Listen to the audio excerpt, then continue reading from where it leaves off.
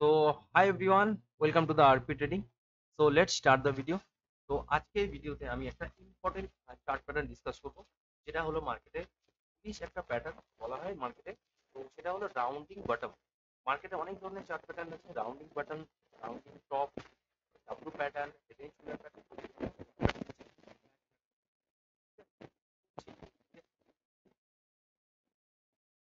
Top weightage স্টকে সেখানে কিছু রাউন্ডিং বাটন ফরমেশন হয়েছে, যেখান থেকে স্টকগুলো একটা আপসাইড যাওয়ার পটেনশিয়াল এখান থেকে রয়েছে। তো এরকম অ্যাজাম্পশন করতে পারি টেকনিক্যাল। ওকে, তো আজকের ভিডিওতে ডিটেলস করবো না, স্টক এর ফান্ডামেন্টাল পুরোটা দেখার প্রয়োজন, কারণ ফান্ডামেন্টাল ভালো বলেই তো নিফটি টপ ওয়েটেজে আছে। তো চলো দেখে নিই কোন কোন স্টকে এই প্যাটার্নগুলো ফরমেশন করেছে। প্রথমেই দেখে নেবো যে স্টকটা আমাদের রয়েছে, সেটা হলো এইচডিএফসি ব্যাংক। দেখো এইচডিএফসি ব্যাংকে কি হয়েছে, আমার অলরেডি চার্ট প্যাটার্নটা আমি ড্র করে রেখেছি এখানে তোমাদের বোঝার সুবিধার জন্য। ঠিক আছে, এই যে প্রাইসটা প্রথমবার এই যে এই জায়গা থেকে রেজিস্ট্যান্স খেয়েছিল, ঠিক আছে, এইখান থেকে রেজিস্ট্যান্স খেয়ে প্রাইসটা নিচে এসছে। দেখো নিচে এসে একটা ক্রাফ টাইপের এরকম রাউন্ডিং টাইপের ফর্মেশন করে প্রাইস আবার উপর দিকে গেছে। এই যে প্রিভিয়াস রেজিস্ট্যান্সটা ছিল, যেখান থেকে প্রাইসটা বারবার এখান থেকে রেজিস্ট্যান্স খেয়ে নিচে আসছিল, আবারও নিচে এসছে। আসার পরে এবারে স্টকটা এখান থেকে পুনরায় এইভাবে এরকম রাউন্ডিং টাইপের শেপ করে উপর দিকে গেছে এবং রেজিস্ট্যান্সটাকে ব্রেকআউট দিয়েছে, এই যে বড় ক্যান্ডেল দিয়ে দেখো ব্রেকআউট দিয়েছে। তো আমরা কি দেখতে পারি এখানে, যে এই ক্যান্ডেলটা এখানে ব্রেকআউট দিয়েছে। তো ব্রেকআউটের নিয়ম আমি যেভাবে ফলো করি, যে ব্রেকআউটের আগে হয় কনসোলিডেট করতে হবে, অথবা ব্রেকআউটের পরে কনসোলিডেট করতে হবে। আরেকটা জিনিস এখানে সবসময় আমি দেখি, যে ব্রেকআউটের পর রিটেস্ট কন্টিনিউশন, সে 5 মিনিটের টাইম ফ্রেম হোক, অথবা 15 মিনিট, 1 ঘন্টা, 1 উইক, অথবা মান্থলি, অথবা ডেলি, যে কোনো টাইম ফ্রেমে আমি দেখি যে ব্রেকআউটে রিটেস্ট কন্টিনিউশন চাই। মান্থলি টাইম ফ্রেমে অনেক সময় দেখার প্রয়োজন হয় না, কারণ হচ্ছে মান্থলি টাইম ফ্রেমে দেখতে গেলে অনেকটা মুভমেন্ট চলে যায়। তো সেইখানে ডেলিতে অবশ্যই দেখি আমি যে রিটেস্ট কন্টিনিউশন প্রাইসের হচ্ছে কিনা। মানে রিটেস্ট কন্টিনিউশন কাকে বলে? যে লেভেলটাকে প্রাইস ব্রেকআউট দিচ্ছে, যে রেজিস্ট্যান্সটাকে অথবা যে সাপোর্টটাকে ব্রেকআউট দিচ্ছে, এই সাপোর্টটা ব্রেকআউট দেওয়ার পরে উপরে চলে গিয়ে আবার পুনরায় সেই জায়গাটা যেটা ব্রেকআউট দিচ্ছে সেখান থেকে এসে আবার যদি যে ব্রেকআউট ক্যান্ডেলটা দিয়েছে তার উপরে যদি যায়, সেটাকে আমরা রিটেস্ট কন্টিনিউশন বলি। তো দেখো এইচডিএফসি ব্যাংকে পুরো রিটেস্ট কন্টিনিউশন এরকম ভাবে ফর্মেশন হতে চলেছে এখনো পর্যন্ত। যদি এইটা এখানে রিটেস্ট এসছে, এই একটা আজকে ধরো ডেটে লাস্ট ক্যান্ডেলটা যেটা করেছে রেড ক্যান্ডেল, এর উপরে যখন যাবে, এই যে গ্রিন ক্যান্ডেল যেটা ব্রেকআউট দিয়েছে তার উপরে গেলে আমরা একটা এখানে ইনভেস্টিং অপরচুনিটি দেখতে পারি লং টার্ম ভিউয়ের জন্য। ঠিক আছে, কারণ এখান থেকে যখন দেখি, আগে বৃষ্টিতেও আমরা দেখেছি চার্ট প্যাটার্ন ড্র করে, যে যখন এরকম কোনো রাউন্ডিং টাইপের শেপ করেছে প্রাইস, এই যে রাউন্ডের ডেপথটা আমি তোমাদের একটা মেজার করে দেখাই। দেখো এই যে এইখান থেকে যে ডেপথটা রয়েছে, এই ডেপথটা দেখো কত পয়েন্টে। দেখো অলমোস্ট, এটা ম্যাগনেটটা অফ করতে হবে আমাকে একটুখানি, তাহলে সুবিধা হবে তোমাদের দেখানোর জন্য। দেখো 213 পয়েন্ট। তো এইখান থেকে প্রাইসটা উপর দিকে 213 পয়েন্ট যাওয়ার অনেকটা সম্ভাবনা রয়েছে, যখন এইটাকে ব্রেকআউট রিটেস্ট কন্টিনিউশন হয়ে যাবে। তো এই প্যাটার্নটা খুব একটা ইম্পর্টেন্ট একটা বুলিশ প্যাটার্ন, যেটা আপ ট্রেন্ডে সবসময় দেখা হয়। দেখো স্টকটা অলরেডি এখানে আপ ট্রেন্ডে রয়েছে, আপ ট্রেন্ডে রেখে অনেক দিন ধরে এখানে কনসোলিডেট করেছে। ঠিক আছে, করে দেখো এই যে এখানেও এরকম একটা রাউন্ডিং টাইপের শেপ করেছিল, কিন্তু এটাকে ব্রেকআউট দেয়নি। কিন্তু এই যে এইখানে নিচে করেছে, একটা প্রাইস কন্টিনিউয়াসলি একই রেঞ্জে থাকতে পারে না বেশি দিন। তো একটা না একটা সময় সেটা ব্রেকআউট দিয়ে উপর দিকেই যাবে। যদি এইচডিএফসি ব্যাংকে দেখো 2021 সালের কাছাকাছি, দেখো 2021 সালের 17ই ফেব্রুয়ারি যে দামে ছিল, অলরেডি সেই দামের কাছাকাছি এখনো চলছে। অলরেডি 2 বছর 3 বছর হতে চলছে। তো এটা তো একটা কোনো না কোনো সময় ব্রেকআউট দেবেই, আপার সাইড যাবে। সারা জীবন তো প্রাইস একটা জায়গায় থেমে থাকবে না, এটা প্রাইসের বিহেভিয়ার নর্মাল নয়। ঠিক আছে, তো এখান থেকে প্রাইসটা একটা আপসাইড যাওয়ার পোটেনশিয়াল আছে অ্যাকর্ডিং টু রাউন্ডিং করলাম চারটা না। আরো একটা স্টক আছে, আরো একটা না আরো অনেক স্টক আছে। নেক্সট স্টকটা দেখে নেবো কি আছে। দেখো রিলায়েন্স। তোমরা সবাই জানো রিলায়েন্সের ওয়েটেজ কতটা নিফটিতে। রিলায়েন্সের টপ ওয়েটেজ রয়েছে 11-12% কাছে, রিলায়েন্সের কন্ট্রিবিউশন রয়েছে নিফটিতে। ঠিক আছে, তো এইখান থেকে দেখো সেম, এখানে একবার রেজিস্ট্যান্স খেয়েছে, রেজিস্ট্যান্স কে নিচে এসছে, আবার উপরে রেজিস্ট্যান্স খেয়েছে, করে এবারে এই স্টকটা এখান থেকে প্রাইসটা এরকম ভাবে রাউন্ডিং টাইপের সেট করে উপর দিকে যাওয়ার চেষ্টা করছে। ঠিক আছে, এটা একটা দেখো রিলায়েন্সের স্টকে আমরা সেফটি ইনভেস্টিং এর অপরচুনিটি দেখতে পারি, কারণ রিলায়েন্স অনেক বড় কোম্পানি, ফান্ডামেন্টাল ভালো, এর বিজনেস একদিনে বন্ধ হয়ে যাওয়ার মতো নয়। ঠিক আছে, তো এখান থেকে দেখো এই যে রেজিস্ট্রেশন 2594 টাকা আছে, তোমার রাউন্ড নাম্বার এখানে 2600 টাকা পুরো দেখতে পারো।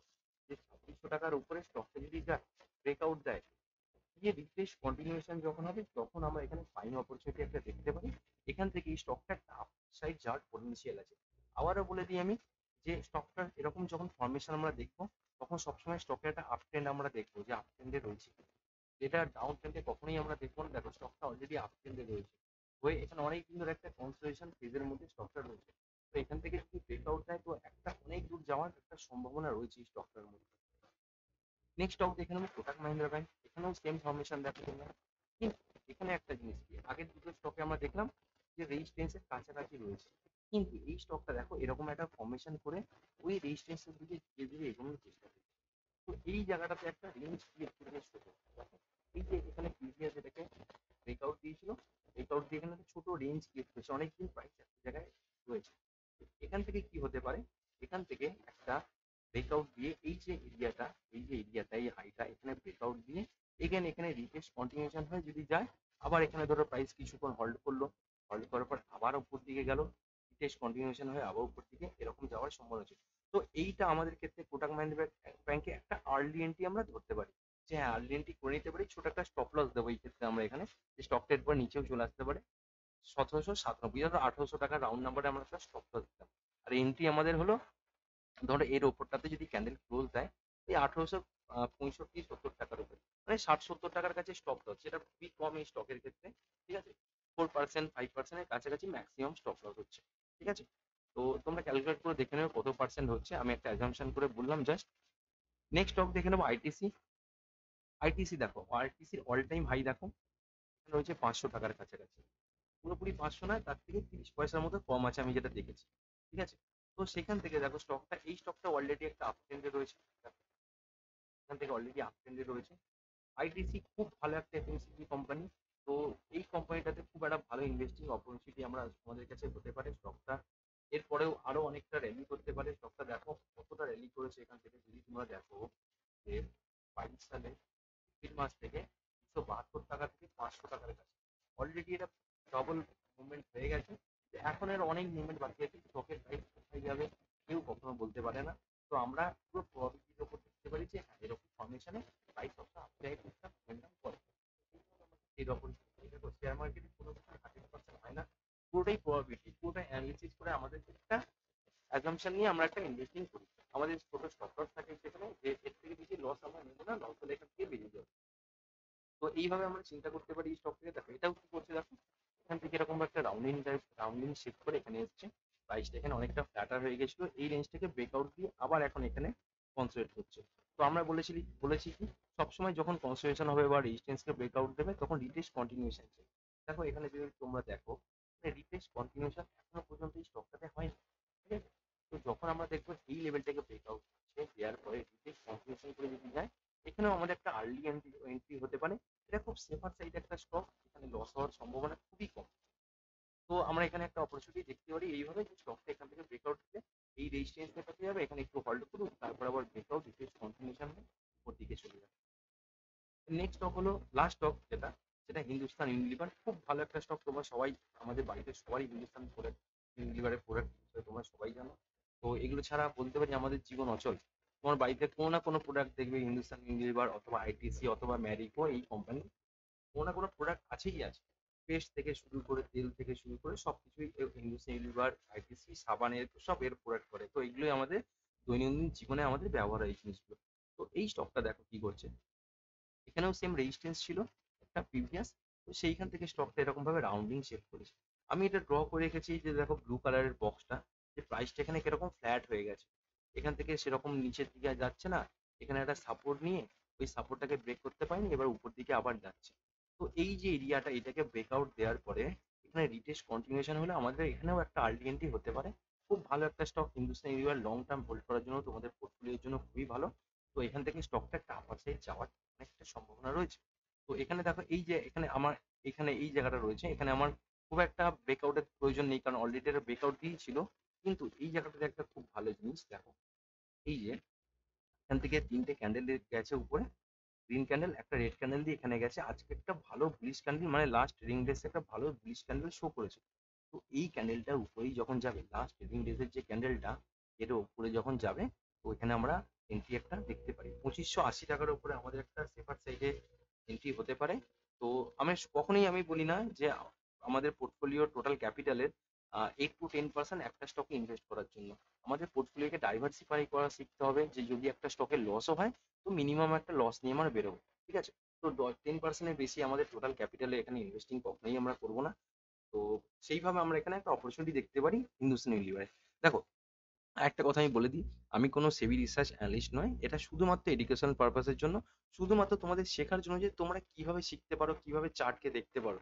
অন্য ভিডিওতে আমি অনেকটা ফান্ডামেন্টাল নিয়ে ডিসকাস করি, এই স্টকগুলোর ফান্ডামেন্টাল ওদের দেখার প্রয়োজন নেই, এগুলোতে পুরো টেকনিক্যাল বেসে কাজ হবে, কারণ এই স্টকগুলো অলরেডি ভীষণ ভালো স্টক, এর ফান্ডামেন্টাল খুব ভালো, যার জন্য এরা নিফটির টপ ওয়েটেজের মধ্যে এখনো পর্যন্ত রয়েছে।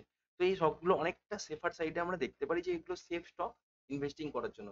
যাদের কাছে অ্যানালিসিস করার অনেকটা সময় নেই, যারা দেখতে পারে না, মার্কেটকে সময় দিতে পারে না, তারা এখানে সেফার সাইডে একটা ইনভেস্টিং অপরচুনিটি দেখতে পারে। লং টার্মের জন্য পোর্টফোলিওর জন্য খুব ভালো স্টক এইগুলো। Reliance, HDFC bank, Kotak Mahindra bank, ITC, Hindustan Unilever, state bank, ICICI bank, এই ইনফোসিস, তারপর টিসিএস, এই যে ব্যাংক, এগুলো এই স্টকগুলো খুব ওয়েটেজ আছে নিফটিতে, নিফটি 50-তে। তো সেখান থেকে আমরা একটা ভালো অপরচুনিটি দেখতে পাই যে হ্যাঁ, এই স্টকগুলোর ভালো গ্রোথ রয়েছে, ফিউচারও মানে পাস্টেও দেখা গেছে, এবং ফিউচারে এরকম একটা হওয়ার সম্ভাবনা রয়েছে স্টকগুলোর মধ্যে। তো চলো, ততক্ষণের জন্য বাই। ভিডিওটা যদি ভালো লেগে থাকে তাহলে অবশ্যই লাইক করো, চ্যানেলটাকে সাবস্ক্রাইব করো এরকম নতুন ধরনের ইনফরমেটিভ ভিডিও পাওয়ার জন্য। আর বন্ধু আর ফ্যামিলিদের সাথে যদি, যারা যদি স্টক মার্কেট শিখতে চায়, কিভাবে স্টক মার্কেটকে অ্যাকচুয়ালি আমরা বুঝবো, কি কি জিনিসগুলো আমাদেরকে শিখতে হবে স্টক মার্কেটে, সেই সব জিনিসগুলো আগামী দিনে আরো আমি এই চ্যানেলে নিয়ে আসবো। তো অবশ্যই ভিডিওটাকে তোমরা শেয়ার করে দিও তাদের সাথে। চলো, ততক্ষণের জন্য বাই, আবার অন্য কোনো ভিডিওতে তোমাদের সাথে দেখা হবে।